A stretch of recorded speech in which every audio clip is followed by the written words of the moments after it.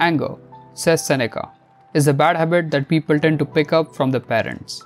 When a child who was raised at Plato's house was returned to his parents and saw his father shouting, he said, "I never saw this at Plato's house."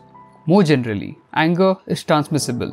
If we are around angry people, it is hard not to lose our temper, however temperate we normally may be. For this reason alone, we prefer the company of mild, level-headed people. Even wild animals become gentle in the company of the calm. We should also resist our egocentric tendency to believe worst about others.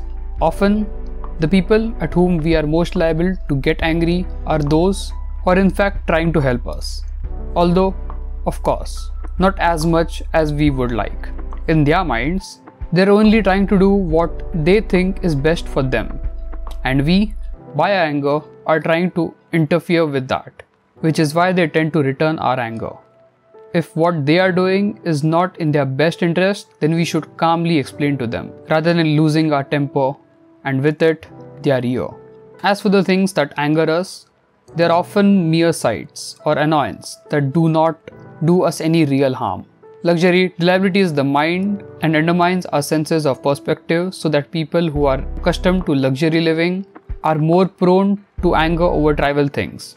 Even if someone kills our father or our daughter, anger is not required to honor their memory, seek out justice, and more generally, do the right thing. Many people think anger is a show of virtue. At most, it can substitute for virtue in those who lack it. Anger and grief only add to our existing plan, and often do more harm than the things out of which they were born. It is out of anger that Alexander the Great killed the friend who had saved his life. The great conqueror of kings, himself brought low by anger. And it is also out of anger that Mede slaughtered her own children. According to Seneca, anger is short-lived madness and differs from other vices in this, that whereas other vices impale the mind, anger overthrows it. The angry person, he continues, like a collapsing building that reduced to rubble even as it crashes what it falls upon.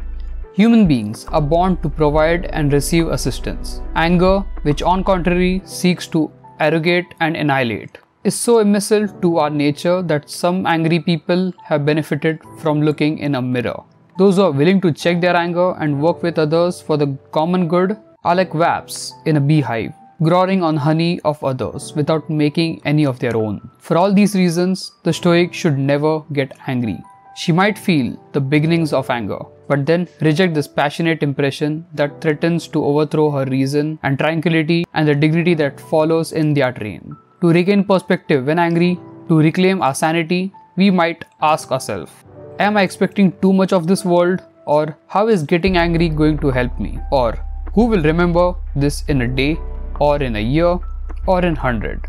The surest cure for anger is delay, because it gives us as much better chances of rejecting our passionate impression. I quote, "Whenever you get angry, Caesar, do not say or do anything before repeating to yourself the 24 letters of the alphabet." End quote.